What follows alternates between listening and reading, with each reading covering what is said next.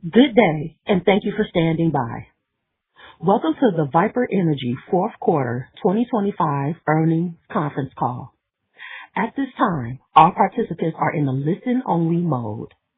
After the speaker's presentation, there will be a question-and-answer session. To ask a question during the session, you will need to press star 11 on your telephone. You will then hear an automated message advising your hand is raised. To withdraw your question, please press star 11 again.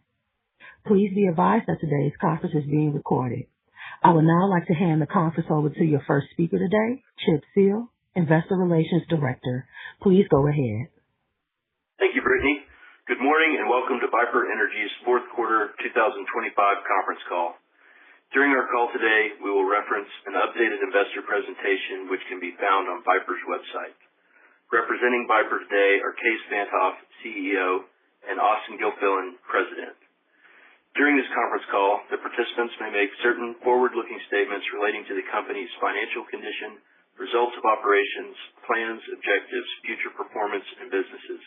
We caution you that actual results could differ materially from those that are indicated in these forward-looking statements due to a variety of factors. Information concerning these factors can be found in the company's filings with the SEC. In addition, we will make reference to certain non-GAAP measures. The reconciliations with the appropriate GAAP measures can be found in our earnings release issued yesterday afternoon. I will now turn the call over to Case. Thank you, Chip. Welcome, everyone, and thank you for listening to Viper's fourth quarter 2025 conference call. The fourth quarter capped a transformational year for Viper, highlighted by more than $8 billion of mineral acquisitions and meaningful growth in both absolute and per-share metrics. Year over year, we grew our Permian Basin acreage by nearly 2.5 times and our oil production per share by 7%. Activity across our Permian acreage remains strong, supported by Diamondback and third-party operators focused on development of long lateral, high-quality inventory. Looking ahead, we've initiated average daily production guidance for the full year 2026 that implies mid-single-digit organic production growth from our Q4 2025 exit rate. The Diamondback relationship continues to be strategic and meaningful to Viper's growth, even after 2 significant acquisitions in 2025 and greater exposure to other leading operators in the Permian Basin. Beyond visible near-term growth, Viper is better positioned today than we ever have been in terms of the scale, longevity, and overall quality of our asset base and future inventory. Another significant achievement was the work we did on our balance sheet. Following our non-Permian divestiture, we fully repaid our $500 million term loan and outstanding revolver balance, resulting in pro forma net debt of roughly $1.6 billion, just over 1 turn of leverage. Now turning to return of capital. Our board approved a 15% increase to our base dividend and a $1 billion increase to our share repurchase authorization, reflecting confidence in our long-term cash-generating ability and disciplined capital allocation approach. This base dividend represents approximately 50% of estimated 2026 free cash flow at $50 WTI and is fully covered below $30 WTI. This increased base dividend provides an attractive yield while also allowing us continued financial flexibility to optimize capital allocation through additional returns via a combination of our variable dividend and opportunistic share repurchases. Given the strength of our balance sheet, we returned 90% of available cash during the fourth quarter, and now, following the closing of our non-Permian divestiture, we are well positioned to increase our return of capital to upwards of 100% of cash available for distribution. Importantly, we expect to execute on this comprehensive return of capital strategy while also continuing to deliver on differentiated growth in per-share metrics. I'm pleased with our accomplishments in 2025 and the strong position Viper is in today, but there's still much to achieve. Looking ahead, Viper is well positioned to generate strong free cash flow, deliver attractive shareholder returns, and continue to pursue accretive Permian consolidation opportunities as they arise.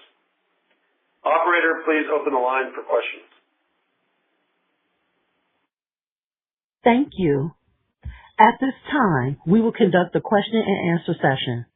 As a reminder, to ask a question, you will need to press star 11 on your telephone and wait for your name to be announced.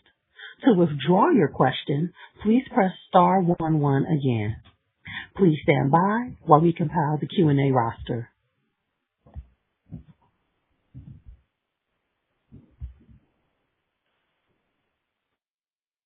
Our first question comes from the line of Neil Dingman with William Blair. Your line is now open. Morning, guys. Thanks for the time. Okay, my first question for you, Austin, is just on the Barnett specifically. Last night and this morning, FANG's Barnett update really seemed to be positive, and certainly I think positive for Venom. I'm just wondering, could you give any color on how Venom's ownership translates across FANG's Barnett position? Yeah, Neil, I'll give you some of the high level. I mean, I think that's, what we continue to try to preach at Viper is, the benefits of mineral ownership, and, you own from the surface of the earth to the center of the earth in perpetuity. And, as operators try new things or try new zones or try new techniques, the benefit of that accrues to the mineral owner without the need to spend capital or, take too much risk. So, pretty exciting for Viper. We kind of kicked this off a couple of years ago in terms of leasing, but Austin's going to give some color on where we are today and what we're seeing. Yeah, no, we're still early stages on the actual leasing program. So Diamondback directly and also in some of the JVs that they've done have been very active in taking new leases from Viper to give them the right to develop those deeper zones in the Midland Basin. Spanish Trail was a big chunk of that we leased with Diamondback back in 2023. But as we sit here today, I would say we still only leased about 10 to 15% of the acres that would potentially be open in the Midland Basin. So that should be a tailwind to come both from a lease bonus perspective, but also new inventory locations that are going to come into play and kind of support the production profile over the years to come.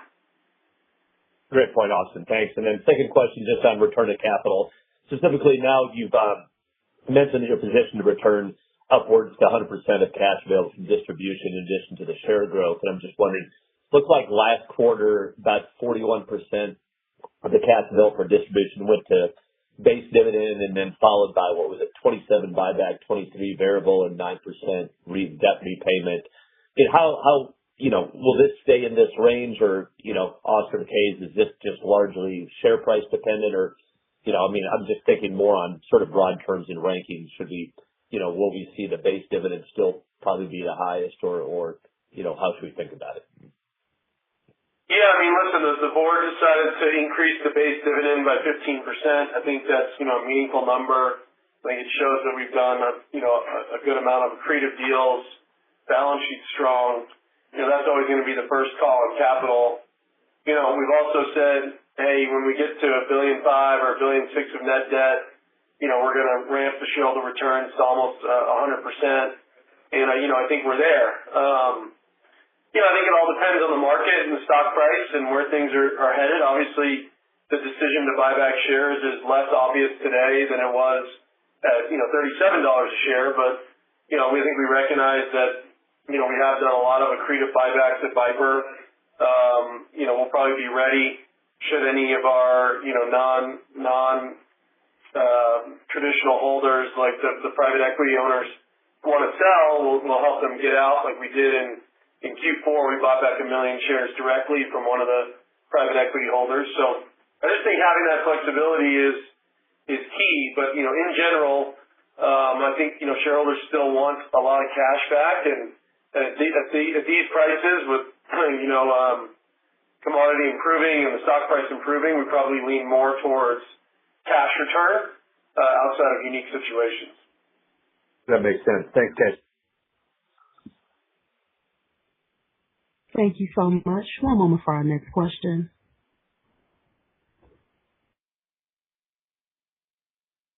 Our next question comes from the line of Betty Jiang with Barclays. Your line is now open. Thank you. Good morning. My question is on the third party activity outlook that you're seeing there. I think given the rig count declines in the Permian, it's notable how resilient Diamondback's or Viper's third-party activity has been holding up fairly well in the last few quarters. Where are you seeing today in terms of your activity backlog? Are you seeing any slowdown at all, or could this be another area that perhaps it's enhancing the production growth that you might see this year? Yeah, good question, Betty. We really haven't seen much of a slowdown at all across the third-party activity. We put some new disclosures in this quarter on pages 14 and 15 of the deck that break down kind of some of the key third-party operators by both the Midland and Delaware Basin. And kind of as you look through that list, right, it's dominated by some of the larger players in the industry. So I think that's really helped. I think also it's just kind of supportive of the view that we've had of trying to acquire high-quality royalty interest. And as you look at the amount of activity that our acreage position has captured over the years, it's really been consistent in capturing pretty much 50% of everything that happens by third parties across the entire basin. And then you get the kicker of the concentrated development by Diamondback as well. So, we'll see what happens over the course of the year. Right now, the guidance only takes into account what we can see, meaning existing DUCs and permits. So if activity holds like it can today, that might help a bit on, the production outlook. But, overall, I would say that the key takeaway is that third-party activity continues to be very strong. Yeah, and Betty, we always put our operator hat on when we're buying minerals. So we always buy under, well-capitalized operators from the third-party side in acreage that we covet. And that usually means, that acreage that we covet gets developed first, which is why, we've had such strong activity levels on the third-party side. Yeah, no, that makes sense. And I can really see how resilient that activity broadly is despite the basin overall levels. A follow-up on the lease bonus, and it's related to the Barnett for the deeper zones as well. Lease bonus have been coming in fairly strong in 2025 and got another decent quarter in 4Q. As the basin continue to chase deeper zones, how does that benefit you guys from the lease bonus income perspective?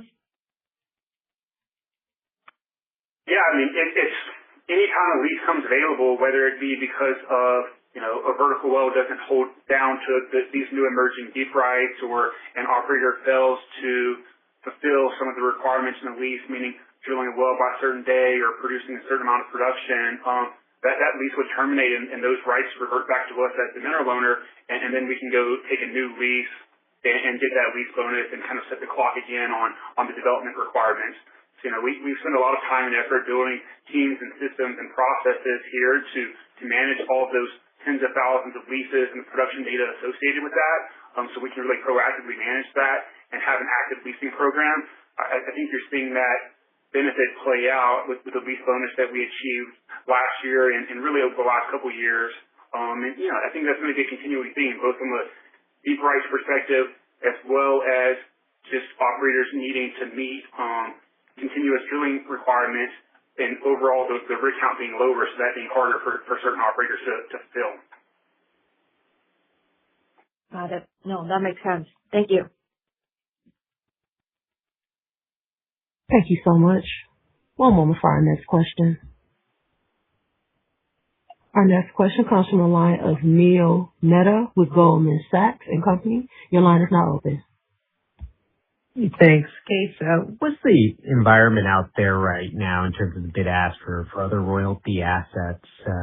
Is there another Sitio waiting out there, or have a lot of the big prizes already been taken? Yeah, I mean, it's a good question. Minerals are interesting. When commodity prices are lower, there's not really a need to sell unless there's some other use of proceeds the seller has. So there hasn't been a ton of large deals for us to look at, over the last 6 months or so. And I think generally investors wanted a little bit of a break from deals at Viper, big deals in particular, and prove that we could integrate, Sitio and the drop down, and we've done that. But, I'd say we're ready to look at larger deals. They're just kind of hard to get done at these prices, and that kind of ties to the thesis around the Viper balance sheet and return of capital. We kind of said, hey, listen, debt to EBITDA at Viper is very close to debt to free cash flow, and at $1.5 billion of debt, we're well protected at $50 oil. And also at $50 oil, we don't need a ton of cash for deals because it's harder to get them done. So, that's kind of why we set that debt target. And, as you think about, going above that, as prices recover, I think, the psyche for sellers changes, and we might be able to get some deals done. But from a size perspective, it's been hard to get really big deals done over the last, few quarters. We've done a couple small things that add up over time, but that's kind of how I see the market. Austin, you want to add anything? No, I agree. The ground game, as we call it, is tough out here, but we have a team dedicated to that, and I think we have the relationships in the basin to get some good value adds that help on the margin. I think to Case's point, there are bigger strategic deals to be done when the time is right. We just haven't seen those over the last couple of quarters, more so because of the commodity price environment. Yeah, that's great, guys. And then the follow-up is just geography. I mean, it seems like the position is certainly more concentrated on the Midland side, and that's where you have the asset overlap with the parent. How does Delaware fit into the portfolio? Where specifically could you see yourselves leaning in from an activity perspective? And then I think I know the answer to this, but this is a Permian pure play story, right? We would be surprised if you tried to diversify outside of that. Yeah, it's definitely a Permian pure play story. I think the unique attributes of the Permian with the stack pay and the emerging zones, and kind of also some of the modern lease clauses really benefits you more as a mineral owner, more so than some of the obvious things that you would appreciate from the operated perspective. It's who we know, it's what we know, and I think most of the sizable deals here exist in the Permian, given the still very highly fragmented royalty ownership across Texas and New Mexico. For us on the royalty side, I think we still see a lot of value in the Delaware Basin. It's a little bit of a different story, given that you're not going to be able to rely on the Diamondback drill bit to drive that visible growth. But as we dig in, there's still some really high quality undeveloped locations there, and that exist under well-capitalized operators, and that's kind of how we view it, right? It's just like, what is the likelihood of that next inventory location getting developed? And for us, we get that confidence either via knowing Diamondback's development plan or by just looking at what the operator economics are. And I think a lot of that exists today, and especially in the northern Delaware. So we'll focus there where we can, but for us, rock is rock and value is value. So it'll just kind of be depending on the assets that are available. Very clear, guys. Thank you. Thanks, Neil. Thank you so much. Our next question comes from the line of Kalei Akamai with Bank of America. Your line is now open. Hey, good morning, guys. My first question is on the 2026 oil guide. It's quite wide. Wondering what that reflects. Is it visibility that you have on the activity, or is it performance related as players in the basin are trying out new stuff? And if it's visibility related, is it fair to say that visibility is better near term and less so in the second half of the year? That's right, Clay. Mainly on the second point. So on the third-party operated side, we have the same visibility that you do, really, being that it's limited to existing DUCs and permits. If you look at conversion rates and also the conversion timelines on wells that have been drilled currently, those typically get converted to production within about 5 to 6 months. So we feel very good about the first half of the year and what that growth outlook looks like. As you move to the second half of the year, it becomes a little bit more tricky calculus and having conversion rates and timelines on permits. So we've modeled the permits that we can see today, but as we progress through the year and potentially activity gets brought forward or new wells get permitted that aren't already included in the guide, that could help move you up to the higher end of the range. And really the wide guide right now is just reflected to that we can only guide to what we see today, and a lot will happen that we don't know about today in the back half of the year. Thank you, Chip. My second question is on the gas contracts that were announced at Diamondback that are starting up later this year. To the extent that secures higher gas realizations, wondering if that also benefits Viper on the revenue side. Yeah, we do everything essentially heads up between Viper and Diamondback. So any marketing contract benefit rolls through. It won't be for all of Viper's production, but for a good majority, the gas realization thesis works pretty well for Viper too. Particularly now, on the third party side, debottleneck Permian, given the Viper Delaware exposure, could be a good positive rate of change story as well. I hope you guys don't mind me trying a third question, but I imagine that there's a portfolio of lower zoned rights at Viper. Maybe not all that is viewed as being competitive today, given where the activity on the Midland side of the basin has been. But the proportion that is competitive, should we assume that's already been transferred to Diamondback? Yeah, not all of it has been leased yet. There's still a lot of unleased deep rights at Viper, and as we get closer to development, at Diamondback, it's logical that Viper will be a first call. We got to do things on a market basis and a heads up basis, but this relationship between parent and sub, mineral owner and operator, I think is going to pay some long-term dividends with deeper zone development. I think the great example was, we leased Spanish Trail, which is 100% of the minerals are owned by Viper. That's what started this business, 15 or 11 years ago, going public. And, a 10,000 acre block at 100% NRI is as good as it gets in the Permian Basin. I appreciate that, guys. Thank you. Thank you so much. One moment for our next question.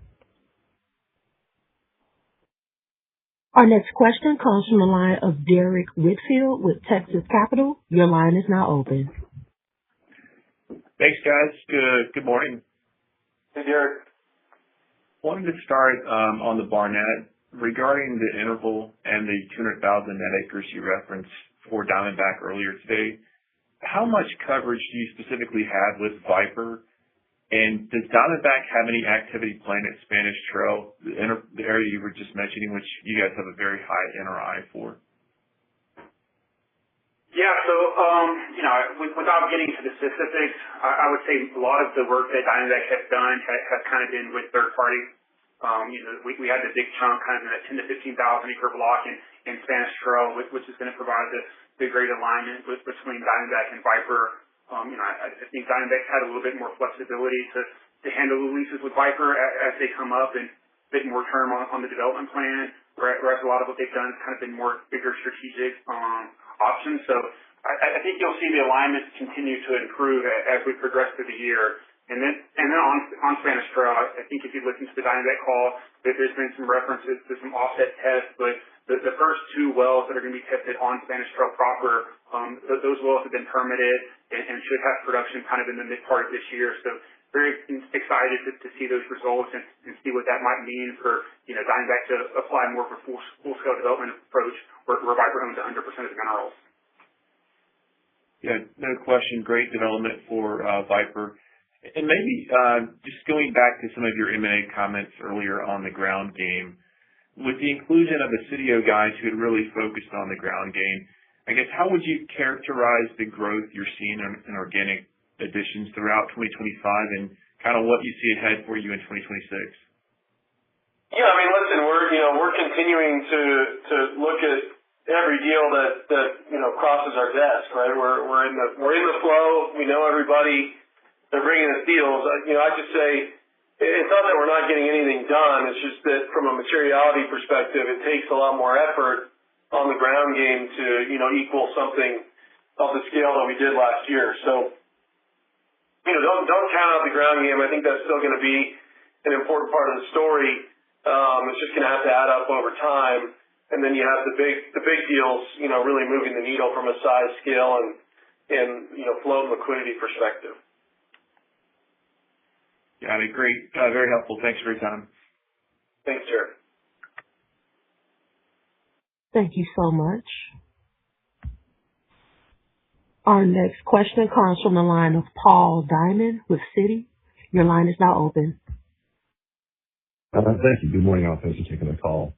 So, quick one, sticking on M&A. You guys have been kind of progressing towards that, $1.5 billion net debt number, one turn leverage.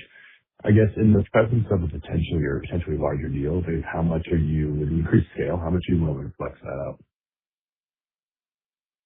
Yeah, I think we probably feel like, a little bit of a turn and a half, a little bit above that, as a stretch, and then you pay it down, wouldn't hurt. I think, we're very cognizant of maintaining and improving our ratings profile. Getting to investment grade was a big deal for us last year. Pretty unique access to capital at Viper versus peers in the space. So I wouldn't want to stretch the balance sheet, and I think our currency offers a very unique opportunity for sellers as well. We've done a few of these deals with OpCo units where taxes can be deferred, and a lot of large mineral owners have very little basis in their minerals and like that tax deferred status. So we stretch a little bit. I think half a turn of leverage is a big number now, which is a good thing. And any deal that we do is going to come with significant cash flow. So that's how I would frame it. You got it. Understood. And then just a housekeeping question on hedge plan. 2026 looks pretty well locked in. Is there any volatility level that would really move you off these marks, or are you guys comfortable with the current levels? We're comfortable with it. We've had this approach for a while now where we just try to protect against the extreme downside through deferred premium puts. So we've been able to take advantage of some of the volatility over the last couple quarters and have a good position built through Q3, which, especially given where the debt level is, don't feel like we need to do much more there. As we continue to progress through time, and if you see debt levels stay low like they are now, you could probably just need less protection, meaning either a lower percentage of our volumes hedged or potentially a lower strike price on a puts, and you can get them for a little bit cheaper. But in general, we just want to protect against the extreme downside, ensure that we can continue to pay out a lot of our capital, and not have to panic if things go south quickly again, and try to start hoarding cash. So I think it's just a prudent approach that we've had that's worked well for us the last couple of years. Understood. Appreciate the clarity. I'll leave it there. Thank you so much. One moment for our next question.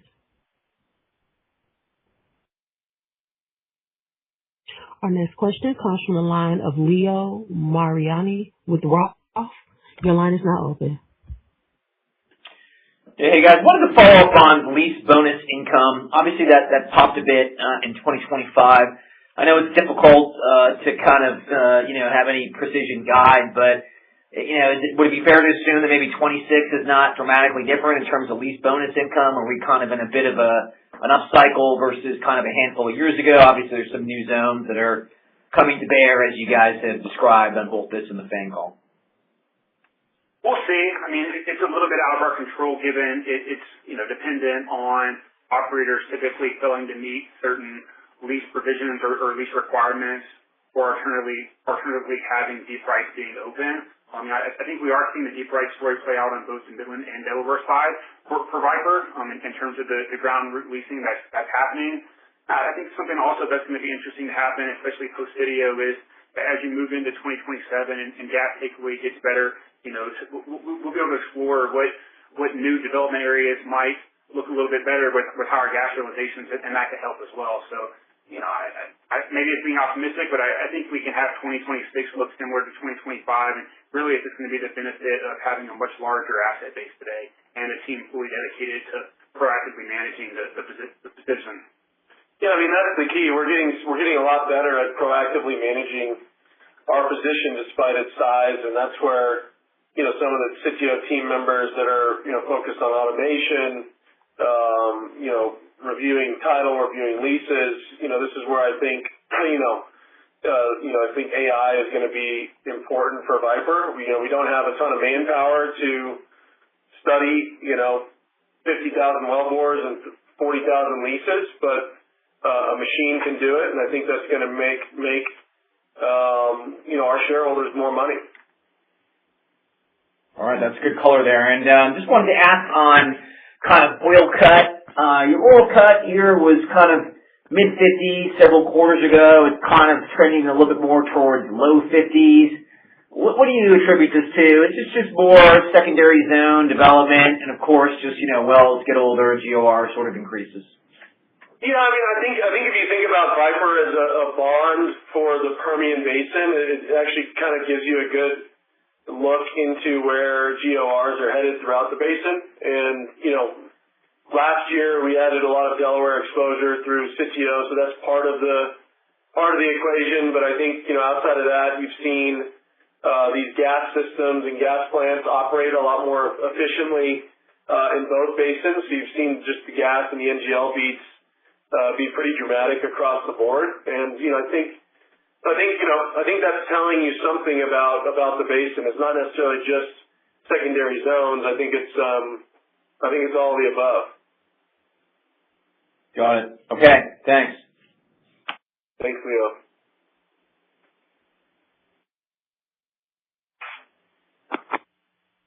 Much. One moment for our next question.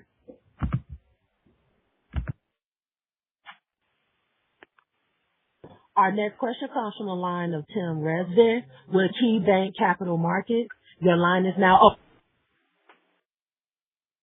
Okay, thanks, folks. I appreciate you letting me on here. I wanted to kind of circle back on the repurchase comments.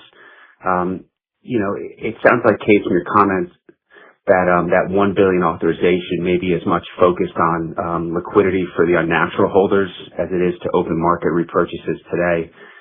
So I'm just trying to I know you can't show your cards too much, but, shares are up 17% year to date. You're still well below where shares traded in 24 and 25 at a higher oil price. So just trying to get your arms around the attractiveness of open market repurchases today.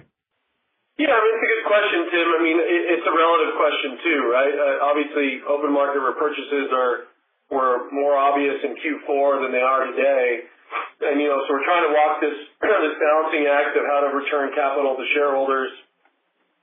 And with the balance sheet where it is, we do have, more cash that can go to shareholders in the form of the distribution or repurchases. So I think, you should expect us to continue to be flexible. I don't think we need to spend every dollar we make on repurchases at these levels, but it's still a part of the story. I just think, the bigger slugs could come from, unnatural holders that want to get out, and just having that ability to make sure, the stock's not heavy and have the repurchase in place is I think is a good thing for Viper shareholders. So, I'm talking down the buyback a little bit relative to Q4 because Q4 was a much different environment than where we are today, but who knows? We could drop from here, and that's why the authorization's there to lean in.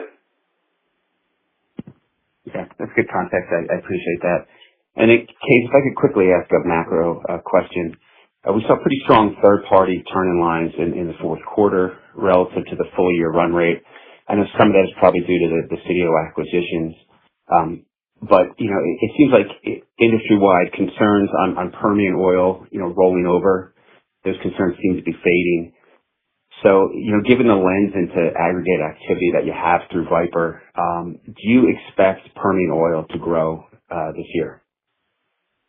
Yeah, we've been very vocal on the Diamondback side about production and U.S. production. I think, the Permian's always kind of been an outlier.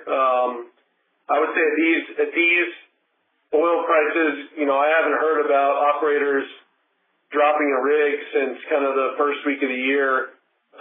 We had the Venezuela noise. So, since then that's gone very quiet. I think overall Permian probably grows here, and some of the larger operators, the majors are continuing to grow. Some of the privates, still have deals to do here and there. So in general, I think the Permian looks strong relative to the rest of North America, and the conversations about reductions in activity have gone very quiet. Okay. Appreciate the context. Thank you. Thanks, Tim. Thank you so much. I am showing no further questions at this time. I would now like to turn it back to Case Van Holt, CEO, for closing remarks. Thanks, everybody, for taking the time to listen in today. If you have any questions, please reach out, and we'll talk soon. Thank you.